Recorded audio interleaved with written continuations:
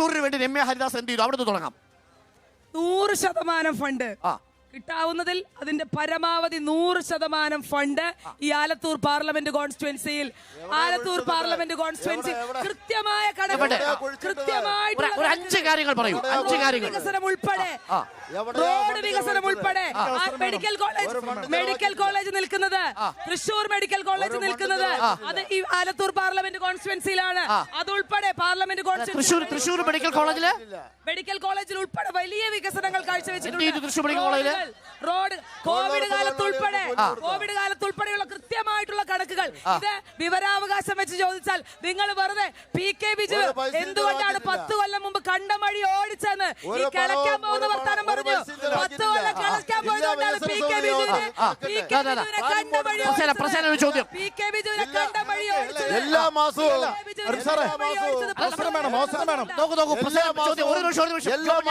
ജില്ലാ വികസന സമിതിയിൽ രേഖകൾ സമർപ്പിക്കാറുണ്ട്.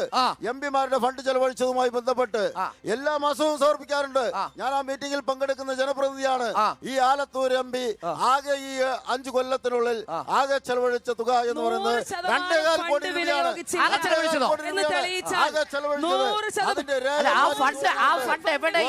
ചെലവഴിച്ചിട്ടില്ല. ഒരു പൈസയും ചെലവഴിച്ചിട്ടില്ല. റോഡ് നിർമ്മിച്ചു.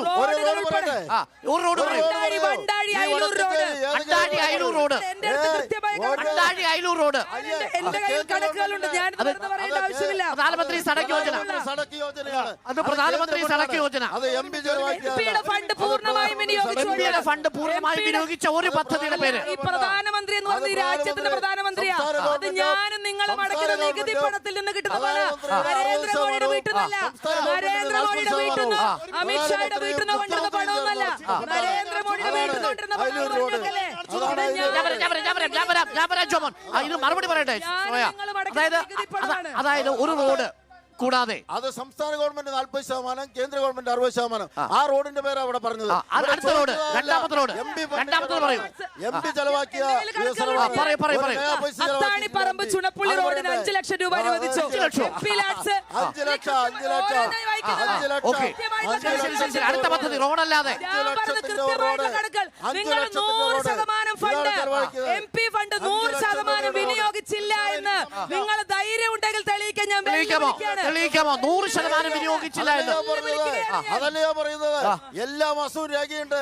ഇവിടെ പറഞ്ഞ 5 ലക്ഷം ചെലവഴിച്ചിട്ടുണ്ട്, 5 ലക്ഷം ചെലവഴിച്ചിട്ടുണ്ട്, പിന്നെ 1 ലക്ഷത്തിന്റെ ഫണ്ട് ചെലവാക്കിയിട്ടുണ്ട്. ഇത് കാണുന്ന വോട്ടർമാരെ ഒരു നിമിഷം ഇത് കാണുന്ന വോട്ടർമാരെ കൺഫ്യൂസ്ഡ് ആക്കരുത് സോയ. ഒറ്റ സംശയമുള്ളൂ. ഈ മണ്ഡലത്തിൽ രമ്യ ഹരിദാസ് MP എന്ന പേരിൽ അറിയപ്പെടുന്ന 5 പദ്ധതികൾ പറയൂ. ഞാൻ പറഞ്ഞുതരാം. എന്റെ കയ്യിൽ വളരെ കൃത്യമായി എന്റെ കയ്യിൽ വളരെ പ്രധാനമന്ത്രിയുടെ സടക്ക് യോജന പ്രകാരം റോഡ് വന്നു. ഹൈ മാസ്ക് ലൈറ്റുകൾ ഉൾപ്പെടെ, ഉൾപ്പെടെയുള്ള കാര്യങ്ങൾ. 50,000 ഹൈമാസ്ക് ലൈറ്റ് വന്നു. 50,000 മിനി മാസ്റ്റ് ലൈറ്റ്, 50,000 രൂപ ചെലവുള്ള മിനി മാസ്റ്റ് ലൈറ്റ് ഒരു ചെലവഴിച്ചിട്ടില്ല. അതാണ് അത് ചെലവഴിച്ചത്. ഒറ്റ ഹൈമാസ്ക് ലൈറ്റ്. രണ്ടാമത് ഒരെണ്ണം കൂടി പറയൂ. പറഞ്ഞല്ലോ, ഇത് കൃത്യമായിട്ടുള്ള കണക്കുകൾ എന്റെ കയ്യിലുണ്ട്. പറയൂ. ബസ്സുകൾ അനുവദിച്ചത് സ്കൂൾ കുട്ടികൾക്ക് സ്കൂൾ ബസ്സുകളുമായി എവിടെയാണെന്ന് ചോദിച്ചു കഴിഞ്ഞാൽ കൃത്യമായ സ്കൂളുകളുണ്ട്. എല്ലായിടത്തും കുഴൽമന്ദം GSS-ലുണ്ട്. ഈ പദ്ധതികളൊക്കെ വിവരാവകാശ നിയമപ്രകാരം ഉണ്ട്. കല്ല് വെച്ച ഒരു MLA പറയാൻ പാടില്ല. പേര് പറഞ്ഞ് വെറുതെ ഹൈലൈറ്റ് മാസ് പറഞ്ഞ് പ്രഖ്യാപിക്കേണ്ട. ഒറ്റ കാര്യം, രമ്യ ഹരിദാസ് എന്ത് ചെയ്തു ചോദിക്കുമ്പോ PK ബിജു ഇന്ന് ED ഓഫീസ് കയറി ഇറങ്ങുകയാണ്. എന്താണ് കാരണം? പ്രസിഡന്റ് MLA പറയട്ടെ, PK ബിജു എവിടെയാണെന്നുള്ള ഉത്തരം പറയൂ. അത് ചോദ്യം. പക്ഷെ രമ്യ ഹരിദാസ് എന്ത് ചെയ്തു എന്ന് ചോദിച്ചിട്ട് PK ബിജു ED ഓഫീസിൽ പോയ നല്ലല്ലോ മറുപടി. എന്താണ് രമ്യ ഹരിദാസ് ചെയ്തത്? ഒരു മിനിറ്റ്, PK ബിജു എന്ത് ചെയ്തു? ഒരു മിനിറ്റ്, രമ്യ ഹരിദാസ് ചെയ്തതിനെ കുറിച്ച് ഒരു ചോദിച്ചല്ലോ. ഒരു SC കോളനികൾക്ക് പോലും മിനിമം സ്ലൈറ്റുകൾ അനുവദിക്കാത്ത ബ്രാഞ്ച് സെക്രട്ടറി ഉള്ള നാശം പിടിച്ച പഞ്ചായത്താണിത്. സംശയമില്ല. രമ്യ ഹരിദാസ് എന്താ ചെയ്തത്? ഇവിടെ ആലത്തൂർ ചെയ്യാൻ സമ്മതിച്ചിട്ടില്ല. പഞ്ചായത്തുകളില് ഒരു മിനിറ്റ് പറയട്ടെ, വികസനങ്ങൾ നടത്തണമെങ്കിൽ ആരാണോ ഭരിക്കുന്നത് ആ പഞ്ചായത്തില് NOC ക്ഷമിക്കണം, ഇതുവരെ ഒരു ബ്രാഞ്ച് സെക്രട്ടറി അവിടെ ഒരു ഏസ് പോലും കൊടുത്തിട്ടില്ല. പിന്നെ എന്ത് ചെയ്യും? അവര് പറയുന്നു, കോൺഗ്രസിന്റെ നേതാക്കൾ പറയുന്നു ചെയ്യാൻ സമ്മതിച്ചിട്ടില്ല എന്ന്. ഇവിടെ മറ്റൊരു കോൺഗ്രസ് നേതാവ് പറയുന്നു 100% ചെയ്തു. ഏത് നാട്ടുകാരും ഉൾപ്പെടെയുള്ള ഈ ആലത്തൂർ പാർലമെന്റ് കോൺസ്റ്റിറ്റ്യുവൻസിയിലെ വേലൂർ ഉൾപ്പെടെയുള്ള പഞ്ചായത്തുകൾ, ആ പഞ്ചായത്തുകൾ CPM ഭരിക്കുന്ന പഞ്ചായത്തുകളിലേക്ക് ഒരു വികസനം കൊണ്ടുവരാൻ വേണ്ടി എടുത്തു പറയാൻ പറ്റുന്ന പദ്ധതികൾ കാര്യമായിട്ടില്ലേ? എടുത്തു പറയാൻ പറ്റുന്ന പദ്ധതികളുണ്ട്.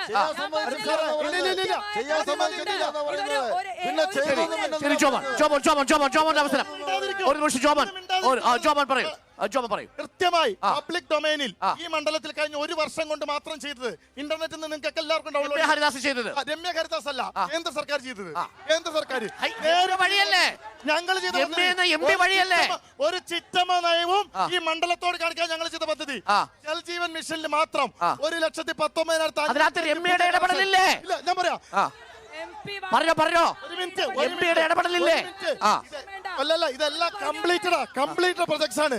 പ്രധാനമന്ത്രി കിസാൻ സമ്മാൻ നിധി ഈ മണ്ഡലത്തിലുള്ള ആളുകൾക്ക് 1,74,757 ബെനിഫിഷ്യറീസ്. ജൻ ഔഷധി കേന്ദ്രം 39 പുതിയത് കൊടുത്തു ഈ മണ്ഡലത്തിൽ. പ്രധാനമന്ത്രിയുടെ ഉജ്ജൽ യോജന 8,125 പുതിയ കണക്ഷൻ. മിണ്ടാതിരിക്കുക, 5 minute, 1 minute. പ്രധാനമന്ത്രി ഗരീബ് കല്യാൺ അന്ന യോജന 9,12,167 ബെനിഫിഷ്യറീസ് ഈ മണ്ഡലത്തിൽ. കൃത്യമായ കണക്കാട്ടോ, വാട്സ്ആപ്പ് യൂണിവേഴ്സിറ്റി അല്ല. 1 മിനിറ്റ്. പ്രധാനമന്ത്രി ഗ്രാമീൺ സടക് യോജന 135 പുതിയ റോഡ് ഒരു കൊല്ലത്തിനുള്ളിൽ. ഹലോ, അവർക്ക് ഒരു തുള്ളി വെള്ളം കിട്ടിയിട്ടില്ല. അതാണ് അവർ ഓർത്തോളം പറയുന്നത്.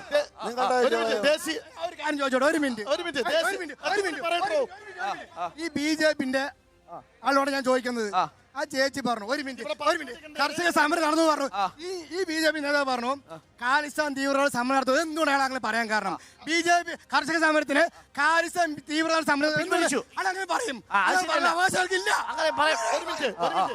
കർഷകർക്ക് 11 കോടി കർഷകർക്ക് നേരിട്ട് നിങ്ങളെ പോലെ കമ്മീഷൻ വെച്ചിട്ട് വീടുകളിൽ കൊണ്ടുപോയി കൊടുക്കല. 11 കോടി കർഷകർക്ക് 2,000 രൂപ വെച്ച് 3 തവണയായി 6,000 രൂപ കൊടുക്കുന്ന സർക്കാർ. ഒരു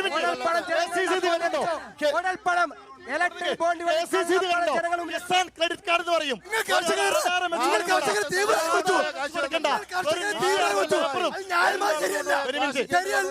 അതായത് കർഷകരെ തീവ്രവാദികൾ എന്ന് വിളിച്ചതിലുള്ള പ്രതിഷേധമാണ് ഈ ചെറുപ്പക്കാരൻ അറിയിച്ചത്. തീവ്രവാദികൾ തന്നെയാണ്. എങ്ങനെ പറയാൻ പറ്റും? ഇന്ത്യയിലെ കർഷകരെയാണ് തീവ്രവാദികൾ എന്ന് വിളിക്കുന്നത്. ഭാരതീയ ജനതാ പാർട്ടിയുടെ പ്രതിനിധി എന്റെ പ്രിയ സുഹൃത്ത്, BJP-ക്കാരാ, ഇന്ത്യ ഭരിക്കുന്ന BJP-ക്കാരാ, ഈ കേരളത്തില് ശ്രദ്ധിച്ചൊന്ന് കേൾക്കും, ഒന്ന് ശ്രദ്ധിച്ചു കേൾക്കൂ. ഈ കേരളത്തിലെ അടിസ്ഥാന വിഭാഗത്തിൽപ്പെട്ട ജനവിഭാഗങ്ങളെ സാമ്പത്തികമായി ഞെരുക്കിക്കൊണ്ടുവന്ന് കേട്ടോ കർഷകരുടെ സബ്സിഡി 1,500 കോടി രൂപ നിങ്ങൾ തടഞ്ഞു വെച്ചില്ലേ? ഇവിടെ തരുന്ന അല്ല നമുക്ക് ആ ഖാലിസ്ഥാൻ തീവ്രവാദ പ്രയോഗം ഒഴിവാക്കാം. അത് അപകടം പിടിച്ചൊരു പ്രയോഗം. കർഷകരെ അങ്ങനെ വിളിച്ച് ആക്ഷേപിക്കുന്നത് ശരിയല്ലല്ലോ. തെറ്റില്ല. ഡൽഹിയില് ഇന്ത്യയുടെ ഏറ്റവും ഇന്ത്യയുടെ ഏറ്റവും സുരക്ഷിത മേഖലയായ ഡൽഹിയിൽ ഈ JCB-യും ഈ ട്രാക്ടറൊക്കെ കൊണ്ടുപോയി നിർത്തി എന്താ ചെയ്യുന്നത്? മാന്യമായി ചർച്ചയ്ക്ക് പങ്കെടുക്കാം. കടങ്ങൾ എഴുതി തള്ളണം. സമരത്തിലേക്ക് മുള്ളാണി വെച്ച ആളുകളാണ്, ഇന്ത്യയുടെ ഏറ്റവും സുരക്ഷിത മണ്ഡലമാണ് ഡൽഹി. എല്ലാ ആ പ്രയോഗത്തിൽ നമുക്ക് പിൻവാങ്ങാം. ഖലിസ്ഥാൻ തീവ്രവാദികൾ എന്ന പ്രയോഗത്തോട് നമ്മുടെ ചാനൽ യോജിക്കുന്നില്ല. മാത്രമല്ല, കർഷകർ പ്രധാനമായും ജനവിധി നിശ്ചയിക്കുന്ന ഒരു മണ്ഡലമാണ് ആലത്തൂർ. അതുകൊണ്ട് കർഷകരെ കുറിച്ച് പറയുമ്പോൾ ആലത്തൂരിന് പൊള്ളും എന്നതും യാഥാർത്ഥ്യമാണ്. ഈ